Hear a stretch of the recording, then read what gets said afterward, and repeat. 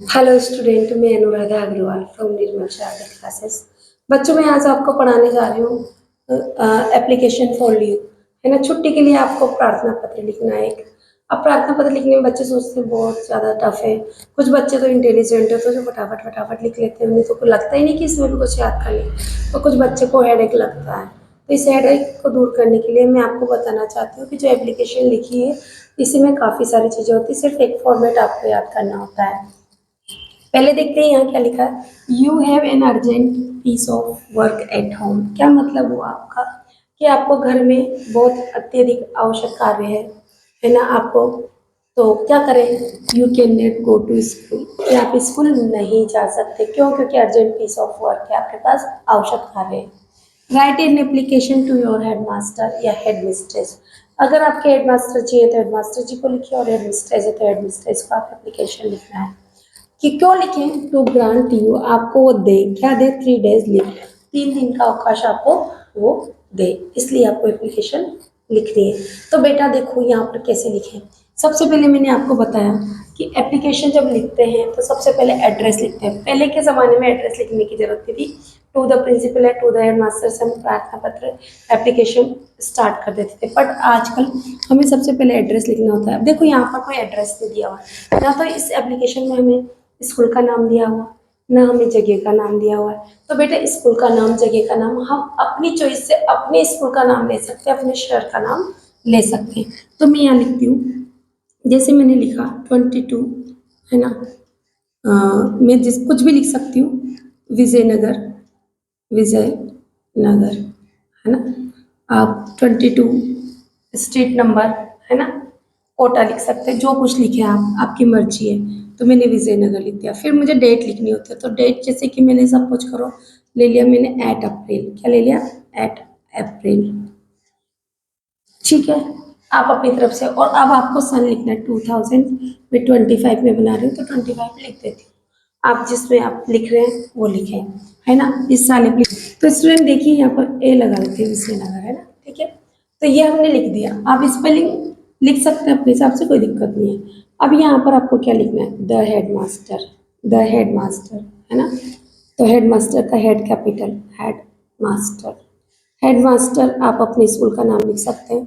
मैं यहाँ government school लिख देती हूँ, गवर्नमेंट, है ना, अपर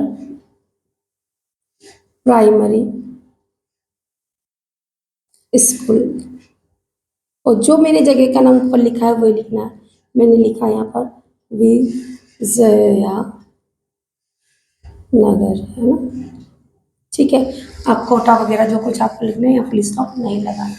अब आप डायरेक्ट लिख सकते हैं, चाहे तो सब्जेक्ट लिखे तो लिखते हैं, नहीं लिखे तो कोई बात नहीं। सर आप लिखेंगे रेस्पेक्टफुल्ली। एक फॉर्मेट याद कर लें आप तो बस, रेस्पेक्टफुल्ली, है ना। आई bag to say that, I bag to say date. सादर निवेदन है कि, क्या निवेदन है? यू की जगह आपको करना है I have an urgent piece of work at my home. यहाँ से मैं पूरी लाइन एक ही प्रिंट करूँगी। आई हैव एन, स्पेलिंग याद नहीं, ऊपर से देख सकते हैं आप। Urgent piece of work at home. आपके घर में काम है तो हम क्या करें भाई? आप क्या करें?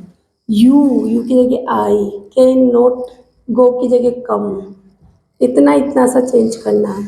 आई can not come to school, I can not, can not में स्पेस नहीं देना बेटा, है ना, जगह।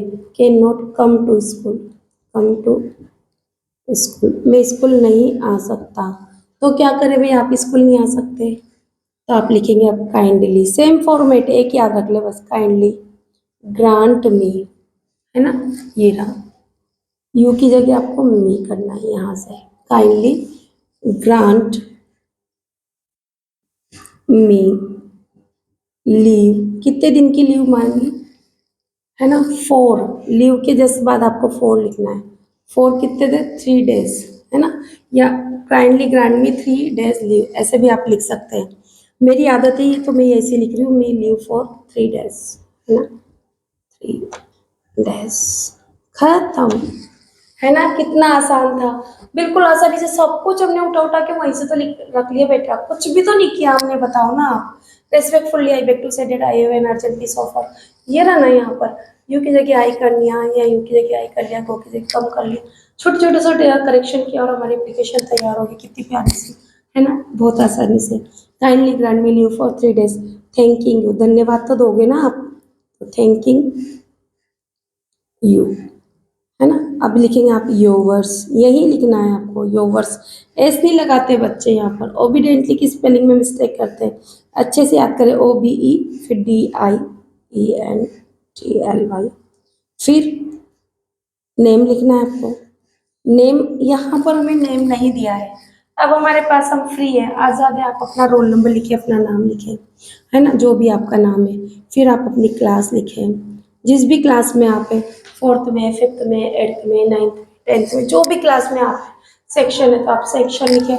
और इस तरह से आपने बड़ी ही आसानी से, बहुत ही सहज तरीके से आपने एप्लीकेशन फॉर लीव लिख लिया, अर्जेंट पीस ऑफर। अगर मैम बुखार की लिखनी होती तो फिर भी ये लिखते, सेम एड्रेस, सेम सब चीज़ें, respectfully I beg to say that, आई है, आई एम इल, मुझे बुखार है, आई एम इल, मुझे बुखार है, तो क्या करें, तुम्हें बुखार है तो I can not come to school, मैं स्कूल नहीं आ सकता, तो क्या करें, kindly grant me leave for 2 days 3 days, thanking you yours obediently, same, है ना, कितना आसान है। आपकी माँ बीमार है तो आपकी मम्मी के लिए लिख दो, my mother has been suffering from fever, है ना, कब से हो रही है, तो लिख दो, नहीं लिखो तो कोई बात नहीं, तो क्या करें, है ना, so I can not come to school, मैं स्कूल नहीं आ सकता, मम्मी जी बीमार है ना।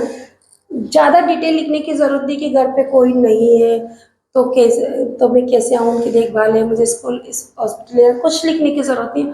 आपको इजीली अपनी भाषा में लिखे और उसे हम बिल्कुल प्रिंट कर दें।